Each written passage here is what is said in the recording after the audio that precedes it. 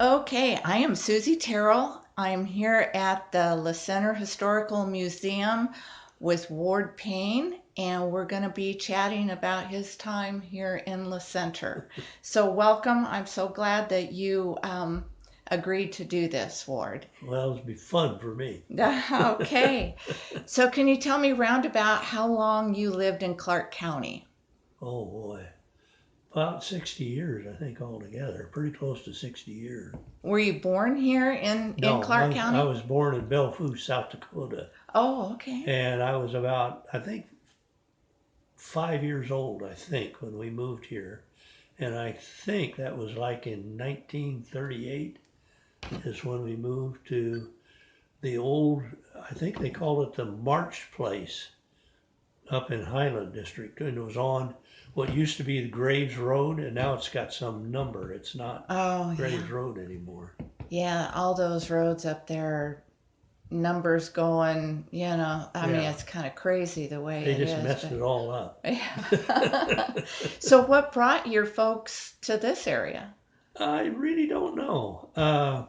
They had a farm back in South Dakota that, well, actually, they was in partnership with my dad's father, my granddad, and they lived on the farm. And then when we moved, first we come to Burns, Oregon, and we stayed about a year in Burns, Oregon, and I hated that place. That's a cold Well, and place. you had back then you had to they was afraid of Rocky Mountain spotted fever Oh, from the ticks, uh-huh. and I had to take tick shots. And as you know, a 4 or 5 year old kid, shots a traumatic situation. Right, Well, right. I Huh. didn't care for the tick shots, I can and I was imagine. real glad when we moved to the center. Yeah. So what was your folks in partnership with your grandparents in? My granddad, Uh-huh. my grandmother on my dad's side died when he was 19 years old, Oh, and my granddad never remarried. He stayed single the rest of his uh-huh. life, Wow. and yeah, I think at that time he might have been in the army during the First World War, Uh-huh. and anyway, he only spent like 3 or 4 months, and he got the flu, that flu that was going around back then that killed so Right, many yeah. people, and he almost died from that. Well, after he got over the flu, I think they finally let him out Ah, yeah. Boy. because the war was over by then. And So he was right here in this area too for no, oh, he was originally from. They come from Bloomington, Indiana, to actually Vale, South Dakota, uh-huh. is the little town there. It's kind of way out in the middle of nowhere back there. Okay. But it's a nice community. Yeah. All right. So, well, when you came here, the center had to have been pretty darn small. uh, Actually, it was because they'd had a fire. My understanding was that originally most of the buildings and everything was down on the river Uh-huh. or close to the river.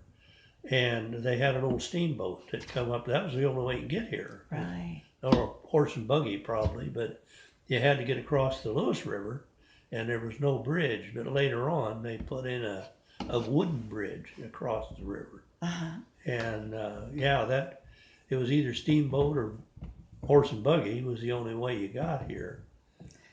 And the old doctor Lassiter, Mm-hmm. he lived right here, just probably a couple houses from this museum, Uh-huh. and he was the town doctor for many, many years. Boy, I hated going to him. He didn't believe in Novocaine. It Ah, wasn't a lot of fun going to the doctor, I'll tell you. right. Yeah. Was that did they make house calls? Oh, he did. Yeah, yeah. He would.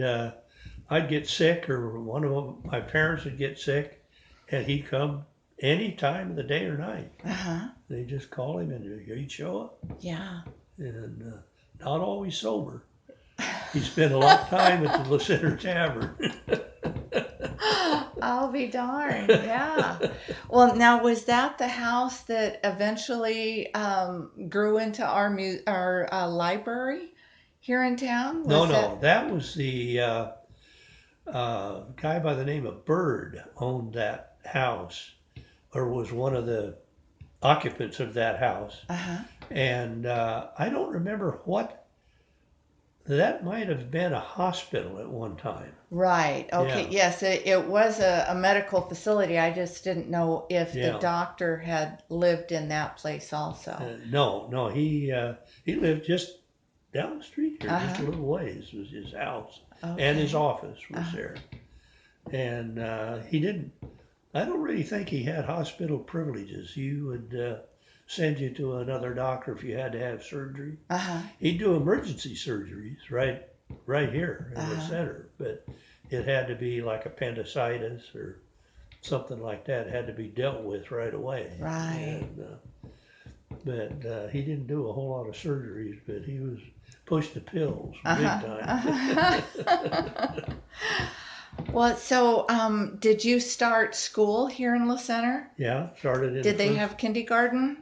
no kindergarten back then. Okay. You started in the first grade. Okay. In fact, I tell people I've started in the first grade, went up 3 steps after the eighth grade, and I was in high school Wow. because the high school and the grade school it was kind of like all the same building Oh, right. with a one great big long hallway, Uh-huh. and there was 3 steps you had to go up, and then you was in high school.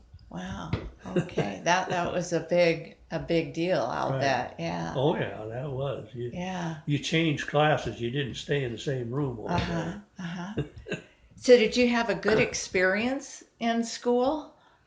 Pretty much, yeah, yeah. Our my classmates are more like sisters and brothers than they are classmates Uh-huh. because we there was a number. Like Kenny, I think I don't think he was with us in the first grade.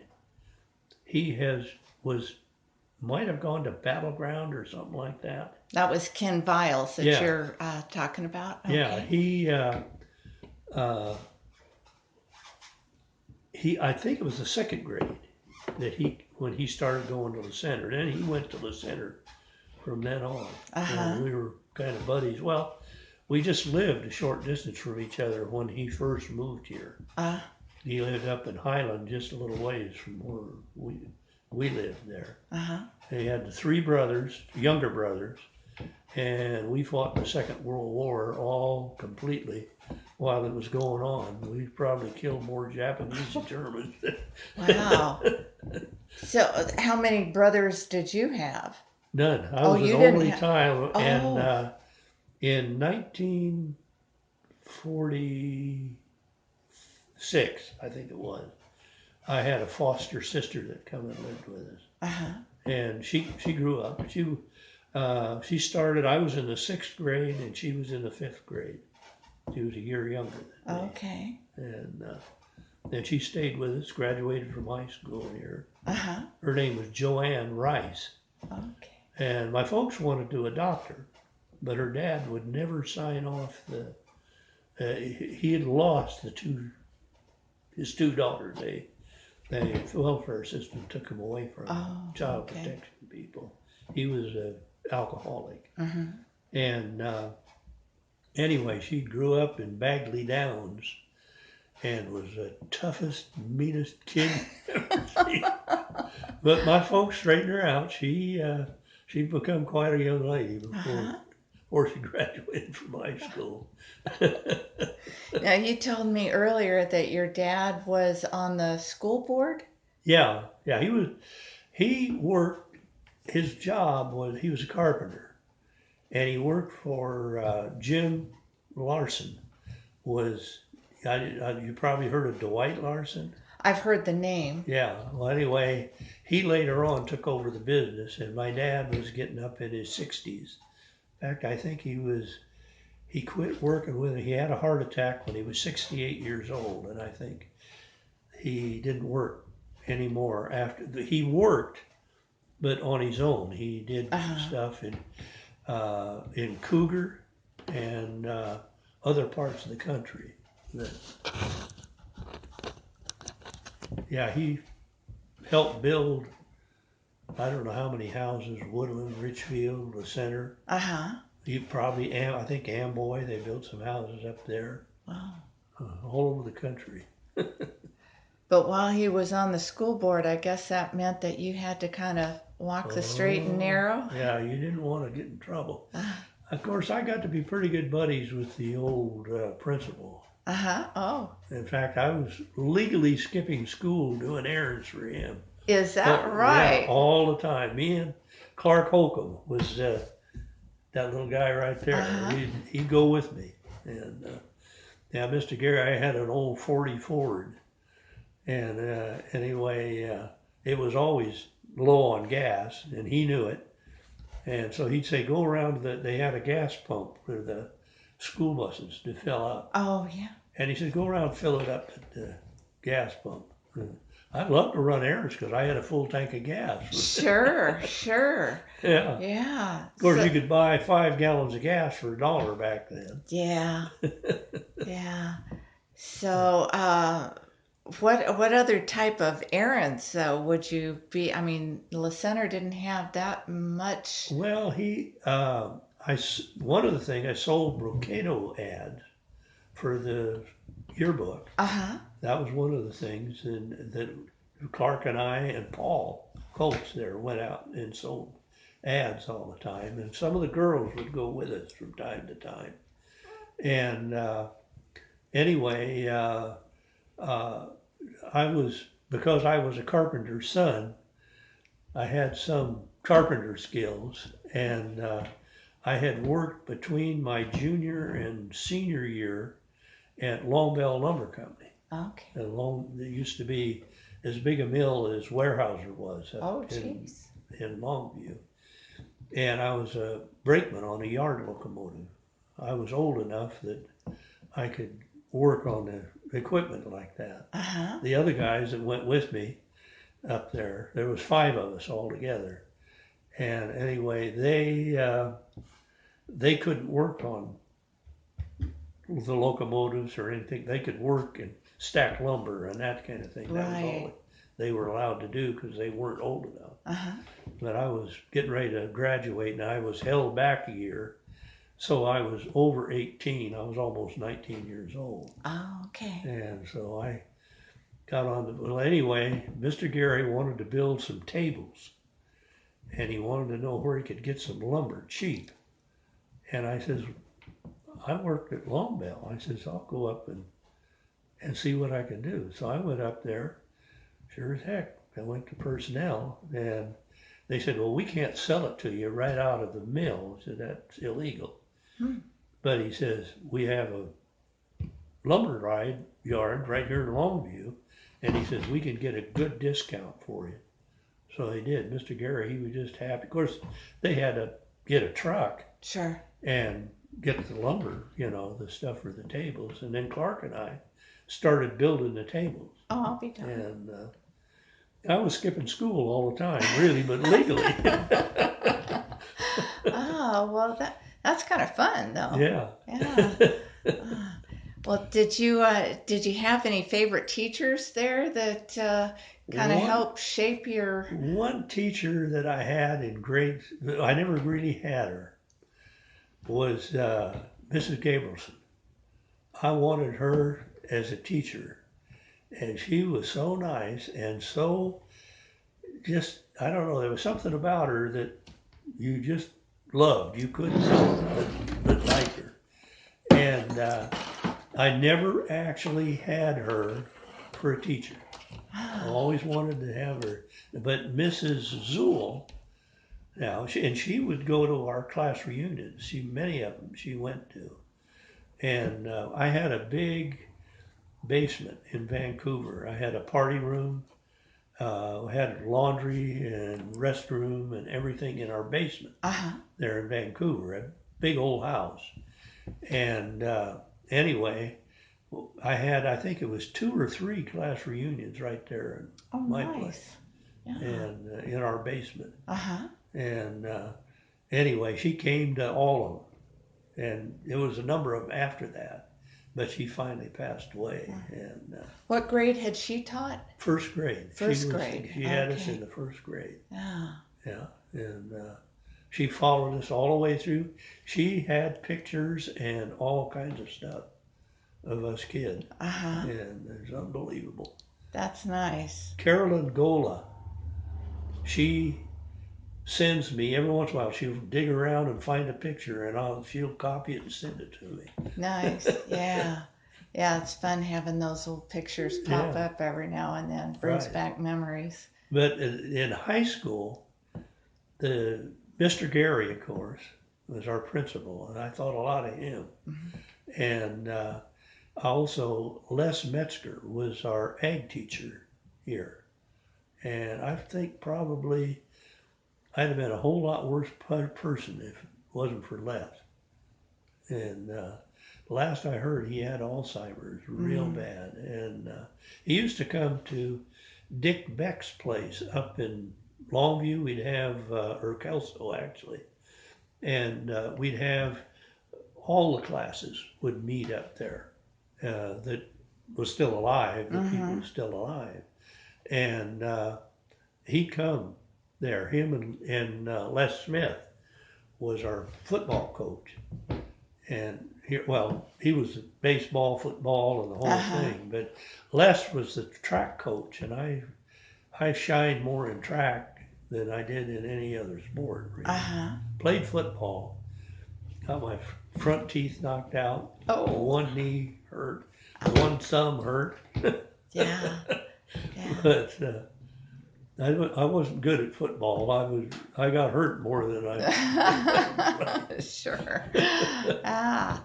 So did they have like a track team back then? Oh yeah, yeah. We Okay, actually because had a track team. I And, know that some of the small town schools, they went big for football, but some of the other sports kind of yeah, got left behind. yeah. Low hurdles was what I ran the mile, low hurdles, and did the broad jump part of the time. Run relays, some of the relay, Uh-huh. but I was more of a runner than Uh, anything. yeah. But it was a lot of fun. Uh, so do you have any other high school memories that you want to share? Oh, the senior sneak was great. We gathered up when we did the Procatos. We had more money left, and what we did, we decided we was going to go on a senior sneak. So we all pooled our money together, Uh-huh. and we got tickets on the Princess line to Victoria on Nice. Vancouver Island. Uh-huh. And we went over there. Of course, we had to have chaperones.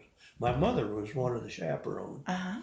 and Mr. Briggs was the high school. Uh, Actually, he was the high school principal. Mr. Gary was a high school superintendent. And anyway, one of the things that I remember, we rode to Seattle with Mr. Briggs. And anyway, he stopped off at the Capitol building. Oh. And this old guy was out messing with the flowers, and it was right at the governor's mansion Uh-huh. there. So anyway, why we were talking there, he never introduced him. He just started talking to this guy. They had a pair of old overalls on, and so anyway, they says, "Well, we want to show these kids the Capitol building." He says, "Sure." So he took us in. We saw where all of the state senators meet and all that stuff. And there was a big old organ in there. And that's Mr. Briggs knew this guy from playing the organ. Uh-huh.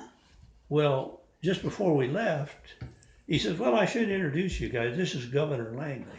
Oh, I'll be Yeah. darned. And we didn't know, he's just some old guy in Oh my overalls, but he was gosh. out playing with flowers. Well, isn't that interesting? That's Yeah, kind of impressive to, see him do that. yeah. Well, but we had a lot of fun up in Victoria. And a lot of it wasn't really legal. So was this like just a one night? Oh no, we spent let's see, we left on a Thursday. I think we went on the ferry Friday morning across, and I already had a fifth of whiskey set Whoa. up, which wasn't supposed to go across the border. Uh-huh. But anyway, one of the girls got seasick, and I had this overcoat, and it had a deep inside pocket in it, and I knew I couldn't put it in a suitcase or anything like that because they searched the suitcases. So anyway, we stuffed that in there, put that overcoat around her, and me and Dan Fear walked her off the ferry. When we got up to where the Canadian officials were there, he said, "She's seasick. Go on, go on." So we just walked the fifth whiskey right on, right I'll on be it. darned. And of course, we had to drink that right away. Uh-huh. In fact, the people involved, Dusty Shatty, Dan Fear, myself, and Clark. Ah. And a couple of the gals, Catherine Beasley and Myrtle, they found out we had it. Well, they showed up. They wanted to join the party. Right. Ah, I'll be darned. So what all did you do when you were in Victoria? We went to the Bouchard Gardens, Uh-huh. went to the big museum, and we stayed at the Strathcona, I think was the name of the hotel up there. And this is back in 1952. Uh-huh. And anyway, then when we went out to eat, we ate at the Empress Oh, nice. Hotel, and they gave us finger bowls. And this guy here, he says, "What is this?" And I says, "Oh, John, that's soup." And of course, the waiter seen him trying to drink the stuff that was in it. He said, "Sir, you wash your hands." That's fun. Oh, well, that's a nice senior sneak. The Yeah. ones that I knew about were just kind of an overnight quick trip. No, it lasted. Well, we left on a Thursday. I think we even stayed till Sunday, come back across, and we come back home on Monday. I think it Mm-hmm. was, if I remember right. Uh-huh. It was quite a while. It wasn't just an overnight thing Yeah, at very all. nice. And then I found out when I got up there that I was of age to buy liquor. So So you guys really did have a party. we really had a party. And how did the chaperones feel about this? So were they in on it? Did They was they? pretty much in the dark except for one guy. His name was Harry Gordon. He graduated years before Uh-huh. we had, but he was one of the chaperones because he had married Miss Raditz was her name. She was one of the teachers Uh-huh. there at the center. And so anyway, why she was one of the chaperones, and Harry, of course, went with us. And Dusty got sick, and Harry some way got involved, and he knew about it, but he kept his mouth shut. Uh-huh. And your mom, she never. Oh no. Well, she had a pretty good idea that I wasn't staying totally sober. Uh-huh. Uh-huh. Oh my goodness. That she was pretty good. She didn't. She figured, well, he can have this one. That's great. But I thought he would become a doctor. Howard Haskins. The well, where the one of the casinos here, Uh-huh. this upper part of it was a big garage, and there was a Pontiac dealership there years and years Really? ago. Huh. And Haskins was the guy that owned that and ran it. Well, I'll be darned. And Right then here in the Little Center. right here in Little, well, that's when the 99 highway or Pacific Highway run through here. This was the route to Seattle. Right. Yeah. Right. And yeah, they had a big hotel there, that lower building down there later on become a skating rink. Uh-huh. And That was a big deal in town. oh yeah, everybody had trouble at the skating rink. Yeah. running into walls. Uh-huh. Uh-huh.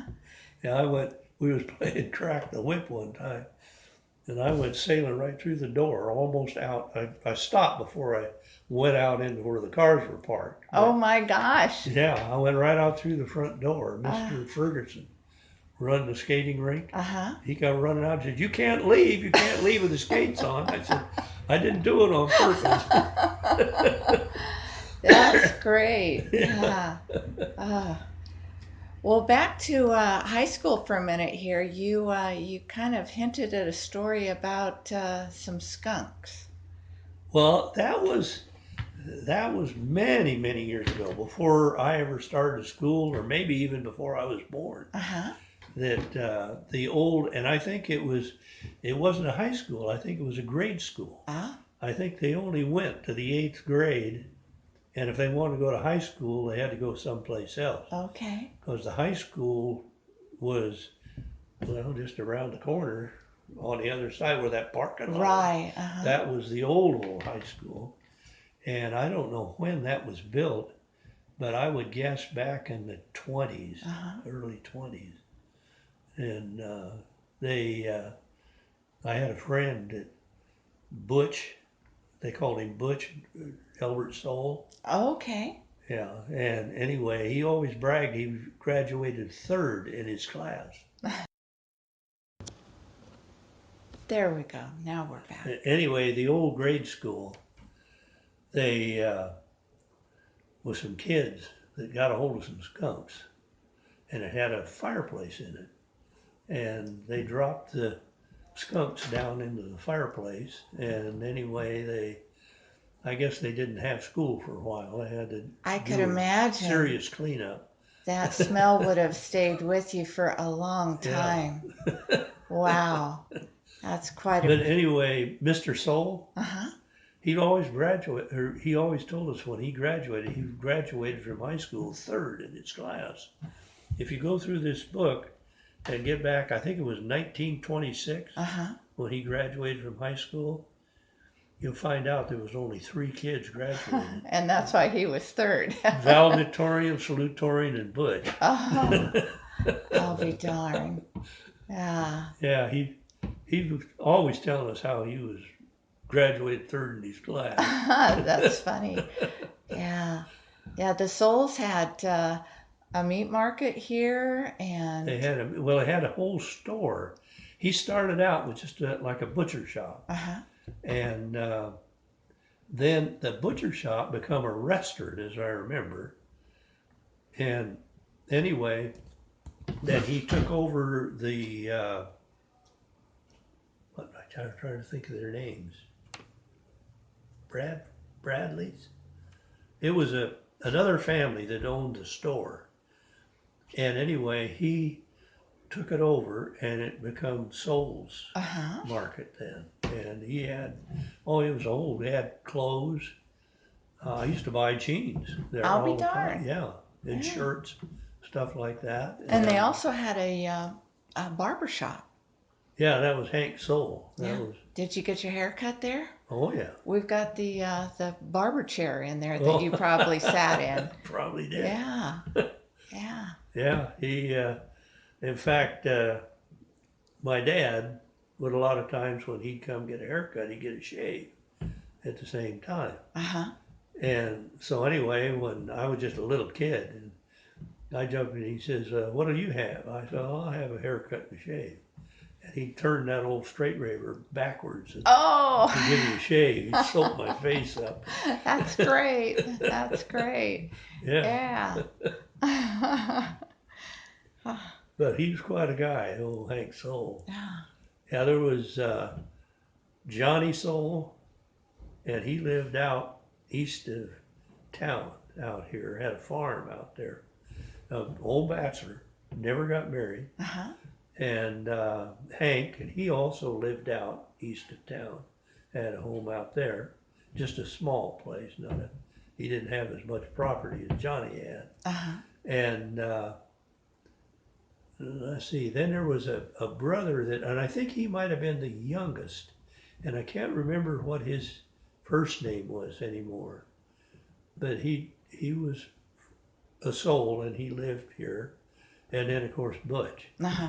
And I think that Johnny Soul was the oldest of them, and then I think Butch, and then Hank, and I think the other guy was the youngest. Okay. In fact, the younger one was a town marshal at one time. Oh, is that Yeah, right? yeah. Huh.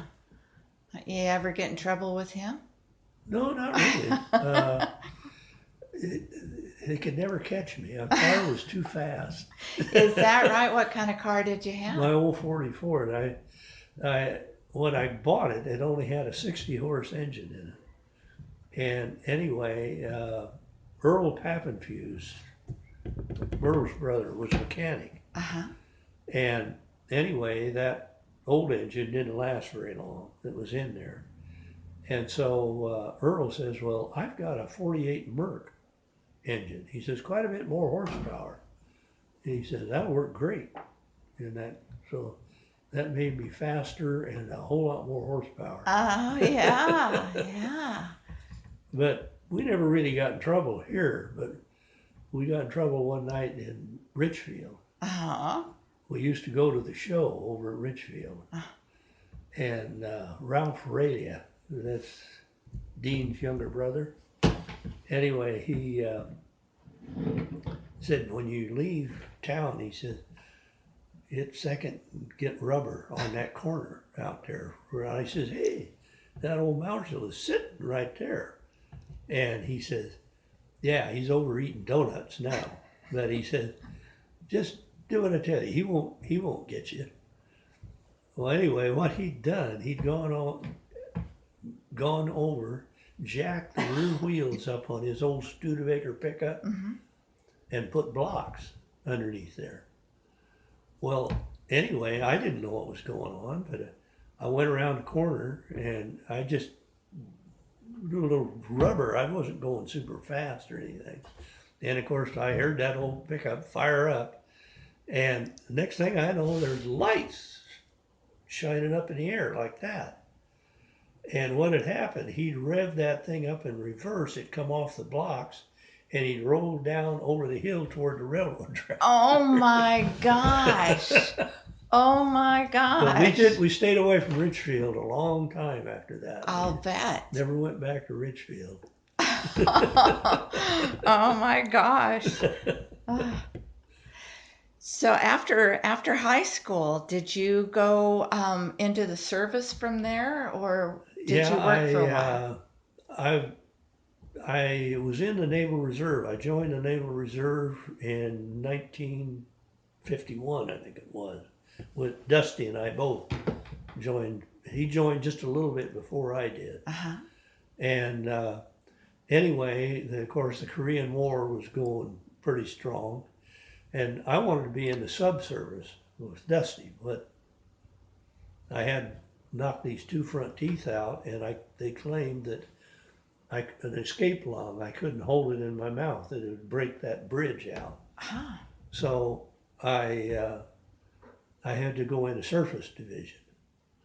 Well, when I went on active duty in 1953, right just before the armistice was signed in Uh-huh. Korea, I think I was only in probably maybe 6 months on active duty. And anyway, Kenny come home. They repatriated all the prisoners, Uh-huh. and he came home, and I got off active duty in February of '55, and of course Eisenhower was going into office at that Mm-hmm. time. Well, what happened was he gave all of us reservists another 4 years. Oh. If you were in Dusty, he'd been in long enough before that he didn't get the extra 4, but I got the extra 4. And I How'd you didn't feel have to go about to, that? huh? How'd you feel about that? Oh, well, I was kind of unhappy, but I was married then because Oh. I got married in Bremerton. The last about 6 to 8 months or something like that, Dorothy and I met and got married. Uh-huh. And she come up and live with me in West Park in Bremerton. Uh-huh. And my last ship was a Missouri. That was they brought it in as an accommodation vessel up in Okay. Bremen. Yeah. So I could say I'm a Missouri sailor. Wow, that's great. Yeah. Yeah. You So I'll know, bet she wasn't too happy either. Dorothy. Another 4 years? Oh no, I didn't have to be on active duty. I was like a civilian. Oh. I went to work at Iron Fireman Corporation over in Portland Uh-huh. as a machinist, and stayed with it for 42 years altogether. Wow, that's a long But I time. didn't stay with Iron. Iron Fireman became Electronic Specialties, and I had worked my way up to working foreman in the lathe department. Well, the lathe department, miscellaneous machines, uh, grinders, and I had a bunch of women that they brought from the electronics division that I was in charge of. That I had a little lead man that he was my go-between Uh-huh. for these ladies. But anyway, uh, I left there, and the aircraft industry was just falling apart in about 1968, and things got worse. So my crew, the people I'd trained and everything, they kind of laid them all off, and they kind of made me a special projects person, or I'd work on jobs that were and set up jobs that were they brought into the shop there. And finally, I decided that I wanted to work for the government. So I got a job with Bonneville Power Administration. I worked at Ross Substation in Vancouver Okay. for 25 years altogether. What did you do for them? I was a machinist. Oh, okay. I did experimental work for. They had a high voltage lab that had 5 million volt capabilities with these big surge generators, Uh-huh. and then they had a metallurgy lab, and they had a number of. I worked for a whole group of electrical engineers and a whole group of mechanical engineers there in Bonneville, and they're still friends. Uh-huh. I see one of them. He lives down in Astoria now. I see him all the time, and he's a Chinese guy with the name Brown. Really? Yeah, they used Okay. to call him Brownie. Yeah, Cal Brown is Uh-huh. his name. And he was real when he was born. His name was Wong, but his father passed away, and his mother remarried, and she remarried a guy by the name of Brown. Uh-huh. So anyway, the guy adopted him, and he ended up being a Brown. I'll be darned. Yeah. Oh. Yeah, and I worked for a lot of the work that I did when I was electronic specialties. It was making parts for the 747 aircraft, Uh-huh. and all of the critical parts on there had to have test specimens made, and I used to make all of those for a guy by the name of Bruce Wong, which was a cousin to Cal. Oh, I'll be darned. And he was a leading metallurgist in this area Uh-huh. here eventually. He had a consulting business in Portland. And him and I, friends, he passed away about 3 or 4 years ago. Mm-hmm. But he had a place at the coast, just around the corner from my place Oh, that I had in Seaview. I'll be darned. So when you were first married, were you still living here in town, or where did Well, you live? we lived in Vancouver. Okay. Yeah, I moved, when I left in '52. I didn't come back just for visits was all Oh, okay. here to the center. Uh-huh. In fact, I'll tell you a story. Mr. Gary, they called it the Wheel Club Carnival. Right. Not La Center days, but Wheel Club Carnival. And anyway, Mr. Gary, I walked up to him, was talking to him. Well, I had been cleared for top secret. I worked on some top secret things. Uh-huh. And anyway, uh, I walked up, he come up, shook hands with me, and he was standing there talking, watching the parade go by, and he says, Warren, uh, are you in any kind of trouble with the FBI? And I said, no. I said, why do you think that? He says, well, Mr. Soul and myself and Mr. Rhodes, he says, we're all visited by FBI agents asking questions about you. And I said, yeah, I put you guys down on the form. I said, I'm cleared for top secret information stuff. And I said, I'm working on top secret stuff. And I said, that's probably why they come and talk to you. Oh, he says, God, he said, that takes a load off my mind. He said, I thought you were in serious trouble. Oh my gosh, yeah, that's funny. Yeah, well, for some reason, Mr. Gary, whenever something happened that was kind of unusual, he'd always pick me. He'd pull me out of class if I was in class. He says, okay, Ward, who did this? I said, well, I'm not going to tell you who did it, but I said, we'll take care of it. They ended up with Mr. Soul's Market here with an old Model T car, no engine in it, just the car itself, and not a lot of weight, but they used a logging device to get this up on his roof, the roof of the Soul Market. Oh, you're kidding. No. Well, for some reason, Mr. Gary come to me first. He says, anyway, poor old Butch, he come walking into the Gary's office. And he said, I don't care who did it. He said, I don't want to know anything about it. I just want it off my roof. And of course, I knew who did it. And I really wasn't in on the original deal, but I knew about it because they were talking about it. Sure.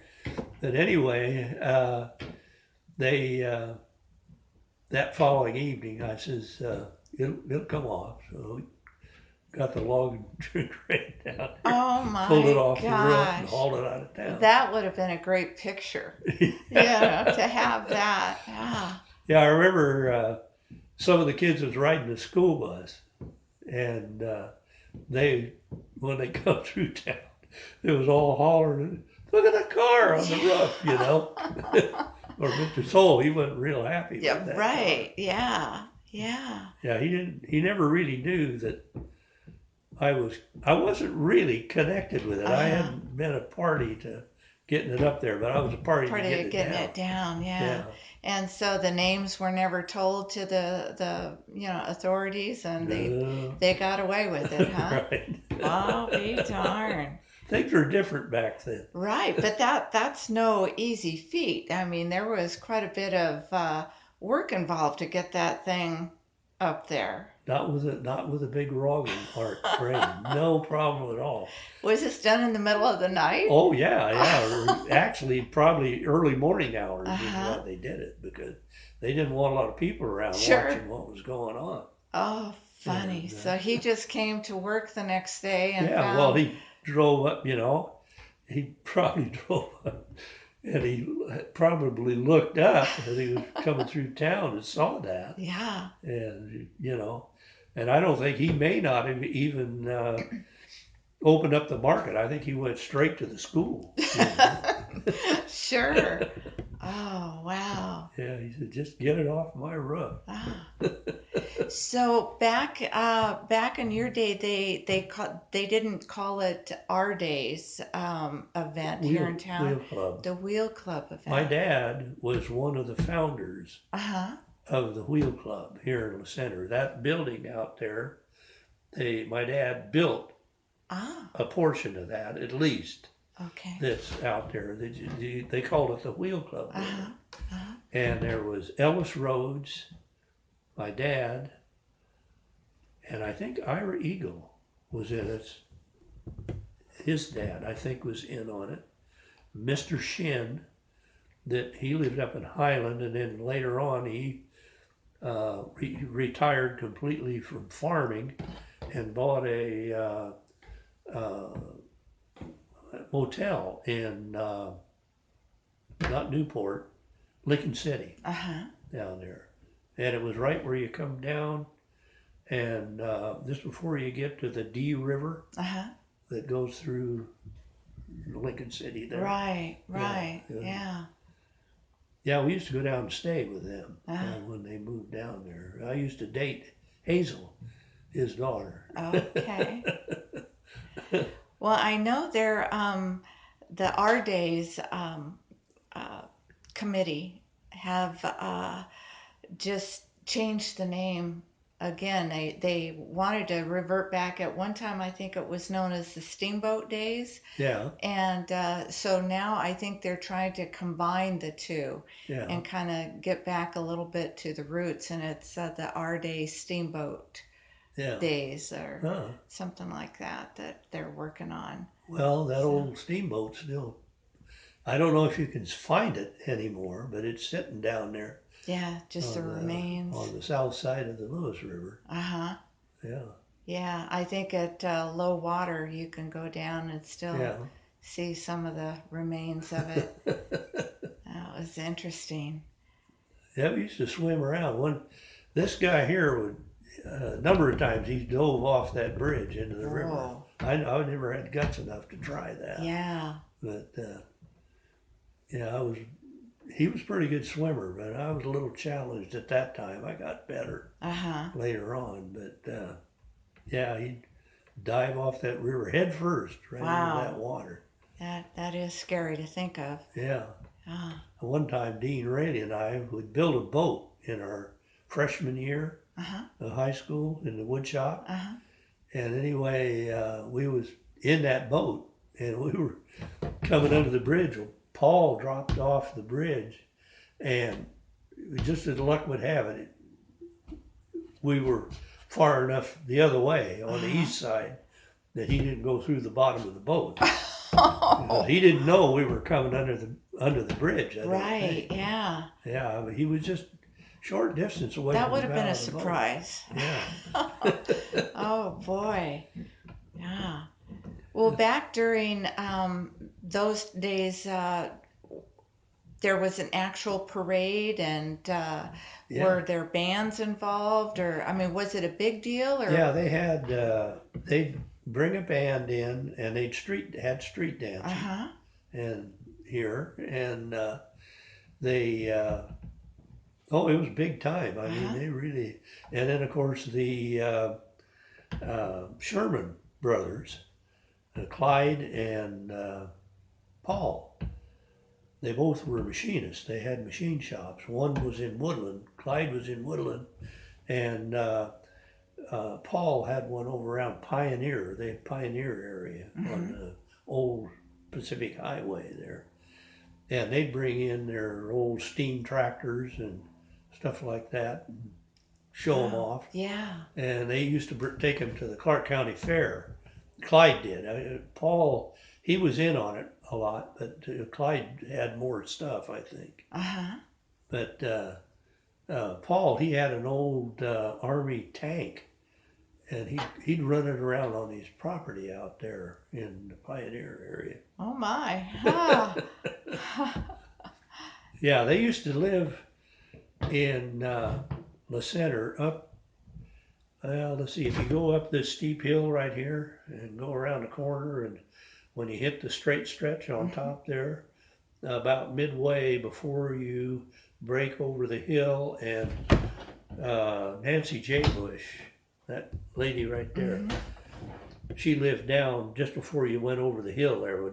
Quite a bit south of that was the old Sherman machine shop, and Okay. that was Claude Sherman. That was their father. But these kids, they learned a trade from the father, Uh huh. and they did pretty well. Uh, I was on the committee for the machine shop at Clark College for 20 years, Oh. and I chaired it for 17 of those 20 years. Well, I'll be darned. And anyway, Paul's son, Cal, was just got on that before they brought him onto the committee just before I retired Uh huh. off of it. In fact, we had a guy that he Smith was his name, and anyway, he missed a meeting. And I told them all, I says, I said, I'm going to retire from Bonneville. And I says, I'm moving to the coast. I'm not going to be living here. And they said, well, you could come back to meetings. And I said, no. I said, because I don't know, whether I'll be able to come back to meetings when you have them all the time. So I says, you need elected new chairman. And I says, I'll entertain a motion for Smith. I says, I think he'd make a good chairman. We come to the next meeting, and anyway, he walked in, and I was sitting where he generally sat, and sitting up at the head of the table. And he says, Ward, you're in my seat. I said, no, I'm not. He said, you are too. You're in my seat. I said, no, your seat's over there. No, that's you supposed to be. I said, no, you were elected chairman. You weren't here, so. You weren't here. How'd he feel about that? He was okay with it. He finally shaped up. Yeah, teach him to be absent again, huh? You never know what's going to happen. I don't think he ever missed another meeting after that. Yeah. Wow. Well, you've had quite a career. Yeah. Well, I've had a lot of fun. Yeah. And so in your retirement, have you been traveling or? Last year, the wife and I went to Alaska. We drove with a fifth wheel. Oh my! And in fact, we had a big fifth wheel, and I didn't want to take that to Alaska because it had 3 slides in it, and I'd heard about the frost heaves and all that going up there. So we looked around, and years ago we had a little Alpenlight, a little 22-foot. And then we had later on a 30-foot Alpenlight. And they were well-built trailers, a fifth wheel trailer. Anyway, wife got online and she looked and she found down around Wilsonville, she found a 25-foot that fit the perfect. It's 30 years old and was stored for 29 years of its life. Oh my gosh. Never even went on the road. Wow. And the interior is in perfect shape. The exterior still in good shape. And the guy that bought it, and he used it for 1 year, he put all new tires on it, new wheel bearings, new wheels, and of course, repack the wheels and everything. All I had to do was just hook up to it, take it to Alaska. Wow. And we drove, altogether, we drove 7,433 miles up to Alaska. My gosh. Went up through the Cassiar, which is more remote than going up the Alcan. And as far as I'm concerned, it's 130 miles closer to get to the Yukon than it is if you go up the Alcan. And coming back, when we're going up, it was in middle of May. Everything was frozen. The lakes were frozen. Some of the rivers were frozen over. And the highways were in good shape. Coming back, they were in bad shape. In the summertime, the frost heaves come up. What happens is that they get frost underneath the asphalt. Okay. Well, then when that frost thaws out, the asphalt comes apart. And you get what they call frost heaves. And I mean, I broke one spring, wrecked one wheel bearing. Wow. And when we got to, we were 700 miles from home in, trying to think of the name of it. It's a British Columbia, and it's Fort St. John's. Okay. And we just looked out, come into this area there, and had quite a deal. Of course, I was limping down the highway with this trailer, and the Royal Mounted Police was behind back there, seeing all the traffic stacked up. And they stopped me. And anyway, he says, "Do you realize you only run it on 3 wheels on that trailer?" And I won't say exactly what I was going to say to him, but I said no. And I thought, better not say that. Oh, But anyway, he told us we couldn't go any further on, and we were on a 4 lane then, uh-huh. and we were only about 3 blocks from where we turned to go to this place to get it fixed. And this young woman was, she was a hotshot mechanic on the pilot crews Uh-huh. up there. She did all the mechanical work on their vehicles, and if in an emergency, she had all kinds of stuff in her truck. She helped us and got us to this place. Wow. And anyway, uh, before the whole thing was over, the shop rate was $120 an hour, and I had them go through all of the bearings on the fifth wheel. I says, repack them, put new grease seals on them, and I says, check everything out. When he got on the other side of the trailer from where the bad bearing was, had a broken spring. Oh. And anyway, they had to put a new spring on it. So when they got all done, they'd been working on this for 6 or 7 hours.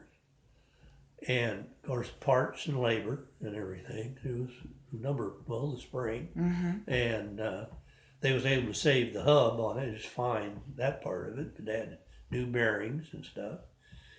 And they only charged me $400 and some dollars. Boy, that sounds pretty cheap. And I says to this Aaron, I says, wait a minute, Aaron. I says, I don't know how your math works here, but I says, 400, I think it was like $428. And I says, did the owner say this price was okay? He says, he's the one that told me. Hmm? And I says, well, your shop rate's $120 an hour. And he says, yeah. He said, we like you. And I says, you do? Well, that's great. Wow. Yeah, they actually, I don't know, it would have been, I would say all the things they did have been closer to $1,000. Sure. But Yeah. only 428. I wasn't going to argue with them about it. Well, that's good. That kind of helped make up for your limping in Right. and And the Mountie not being too helpful. yeah, but it's a deal. They're set up. There's 2 businesses in Fort St. John's, and that's their whole livelihood is working on. They do big trucks Mm-hmm. and everything. They had this guy who's Samoan, and he took a front end off of a Kenworth truck, the spring. Uh-huh. I mean, this weighs well over 100, probably almost 200 pounds, and he was packing it around in there. My And I gosh. says to Ian, I says, does that guy pick those? He says, he's the only one in the shop can pick up those springs and Yeah. pack them around. He said, I wouldn't even try. to do Sure. it. Yeah. He said, we got cranes, but he's just faster for him just to Uh-huh. pick it up and carry it. Boy. Well, let me bring you back to the center for. Yeah, we got off the subject. That's okay. That's okay. It's all good. But do you have any stories about the center that you can remember that were interesting or anything special that comes to mind? Uh, And if you don't, that's okay no, too. I got one that I got in trouble when I was 8 or 9 years old. And anyway, Volney Burris, he's also graduated in 1948 Uh-huh. from the center here. He was our neighbor out there. He became the technical writer for the space shuttle program, Wow. and had a big office down in L.A. someplace, and I'll be darned. he's a success story and a half. Yeah. But anyway, he talked my cousin Walter and I into going to the city dam, and we were going to go fishing. Uh-huh. Well, I wasn't much of a swimmer then, but my cousin was, and Baldy, he could dog paddle a little bit. Well, they went swimming. Well, I stayed out of the water. Well, anyway, in the process, Mrs. Burris knew, and Baldy, he says, "Oh, as long as you're with me, your mother won't care." Well, my mother cared. Uh-oh. Anyway, we took off for the city dam, and we were coming back, and Baldy and my cousin, they were older than me. They were lost completely.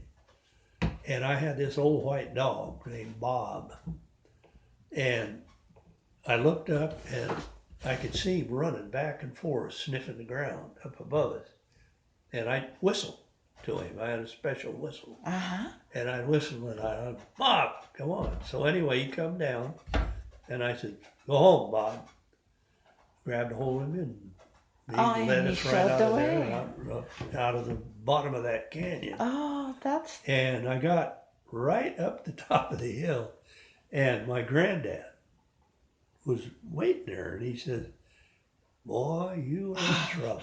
Uh-oh. And I said, why am I in trouble? And he said, your mother is down in that canyon looking for you. Oh. And he says, was you in that water? I said, no, I fished. We fished. We caught some fish down there. And anyway, Baldy immediately got the leather strap.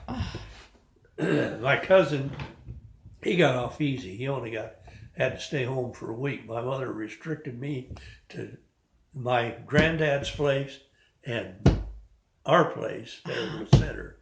This was my granddad on my mother's side that had a farm right next to us. And anyway, I was restricted to those two farms. I couldn't go off of either one of them for about a month. Right. Wow. Oh. Yeah, and of course, if I'd have told her, I'd have never got to go to the city dam. But yeah, we had a number of things like that happen when I was a kid. Yeah, they told me I couldn't go near water until I learned how to swim. Well, they didn't realize that I learned how to swim in an old beaver pond. Just on your own, or did somebody heave you in? Well, Kenny was generally in on it. Uh-huh. Kenny Viles, and he's two younger brothers. Uh-huh. And there was Richard Thomas was another one that occasionally was involved. And my cousin Walter, he lived here at that time. He was from Burns. Okay. And his dad worked for Amos Sheldon in the garage there as a mechanic for a couple of years, I think it was. Uh-huh. And then they all went back to Burns. And I think my uncle, Frank, I think when they went back, he started building houses over there. He kind of learned a little carpentry from my dad. Yeah. Anyway, why he decided he'd become a home builder. Because I know he built his own house over there. Yeah. But, yeah, Walter and I could get in a lot of trouble, real. My cousin and I. Constantly. Sure. I imagine with Kenny Viles and his brothers. Yeah, well, now, Kenny, at that time, they had moved from Highland and they moved down closer to town. When you come off of Oakdale Hill, you know, you have a straight stretch there. You have a square corner and you go up the hill. When you go up the hill, the Osborns lived on the north side of the highway, and Kenny and his mother and family lived on the south. There's a big house there, and they moved into that house. Okay. And yeah, I'd seen him a lot, and we still was buddies. We hung out a lot together, but I hung out a lot with my cousin too. Sure, yeah. In fact, I'll tell you a story. My sister come when I think it was like 1940, late 45 or 46, to live with us. and she was a big girl. I mean, she weighed more then than she ever did the rest of her life. Oh, really? Yeah, she Okay. weighed about 145 pounds, was 11 years old, Uh-huh. Oh, geez. and fully developed, Uh-huh. you know. And anyway, my cousin and I decided we was going to build a tree house on my granddad's place. We had these 3 trees that we had checked out, and this one neighbor had a fence. It was had like a rail fence with boards. Big. It was the boards were about 6 inches Uh-huh. long, and we had this old 1 horse buggy that the top of it was no good anymore. But we was piling that lumber on that and hauling it over. We had to push it over and pull it to get it Uh-huh. over to the where we were going to build the tree house. Well, my sister wanted to get involved, and we found some rope, and we said, "Well, you can steer." So we made it like a little harness thing. And she was up there, and Oh my all God. she had to do was steer the Uh-huh. thing. She'd have to pull, but she helped. She Uh-huh. pulled on it. Well, anyway, my grandmother, we come up and had to come across the field, open field, and my grandmother was looking out the window. She come running out of the house yelling, "You two boys, get that girl out of that harness!" She wanted to play with us. She wanted to Uh-huh. do this. Uh-huh. But no, she had to go home. Oh, that's funny. So there went your workhorse, you Right. know. Our steerer. Right, yeah. Oh, that is funny. Yeah, I think my dad helped us a little bit with that, get Uh-huh. that lumber over there because we got the okay from Mr. Wilson to Yeah, take the lumber. He was glad to get rid of it. yeah. So you were able to finally get it built, Oh and yeah, we yeah. built the tree house, and then when Mr. Pappenfuse moved in, we were getting up to be teenagers then, Uh-huh. and he had these daughters, and he figured, I don't want my daughters in that tree house. He want my granddad's place. And so Right. The tree anyway, he house was tore off down the limits. greenhouse and the tree Oh, house. oh, that's funny. That's funny. Yeah, Oh.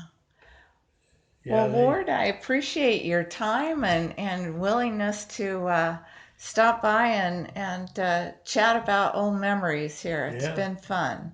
yeah. Well, I have fun talking about the old times of it. Yeah, The good, a lot of them were good times. Some of them were kind of bad, sure. but That's life. yeah, but mostly good, I guess. Well, that's good. That's Yeah. a good ending for